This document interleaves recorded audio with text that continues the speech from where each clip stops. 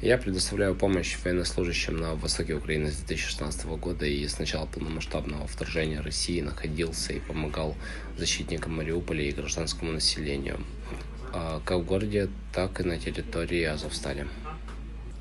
Ужасные условия, в которых пребывают не только раненые, но и все военнослужащие. Мы находимся под постоянным вражеским огнем.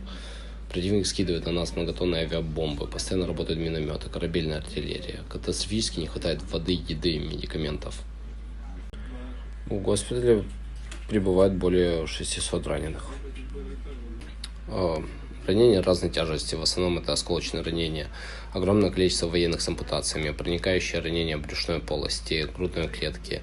В госпитале находится множество военных с кубаротравмой, и каждый обстрел россиянами госпиталя усугубляет состояние пациентов, непоправимо действуя на работу их мозга, сокращая их жизнь.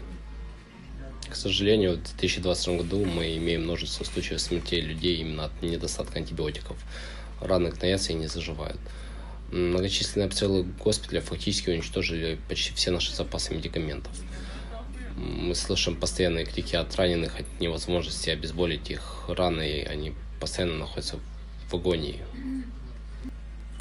Военнослужащие, которые больше не могут держать в руках оружие, потеряв такую возможность из-за тяжелых ранений и ампутаций, став инвалидами на всю жизнь, получают статус некомбатантов, следовательно, ничем не отличаются от гражданских людей, имеют полное право на защиту со стороны мирового права и Женевской конвенции.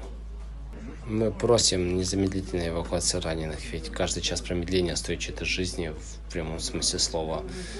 Они, как никто, заслужили право на жизнь, защищая женщин и детей не только Украины, но и всего мира ценой своего здоровья и искалеченных жизней.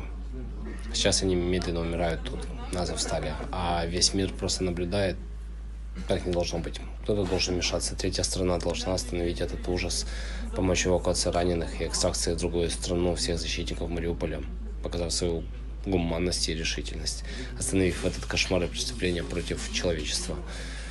Я искренне верю, что третьей страной, решительной страной может стать Реджеп Таyyip Эрдоган. Дорогой друг Украины, мы медики и все защитники Мариуполя обращаемся к вам с верой в вашу справедливость и ваше желание нам помочь. Наши страны близки, и вы понимаете нас на примере истории вашей страны. Вы сильный правитель сильного государства. Благодаря вашей дипломатии и влиянию вы сможете сделать невозможное. Остановить слепое зло и ненависть. Не дайте случиться непоправимому. Примите процедуру экстракции и примите нас на территории вашей страны. Остановите террор и уничтожение военнослужащих Украины.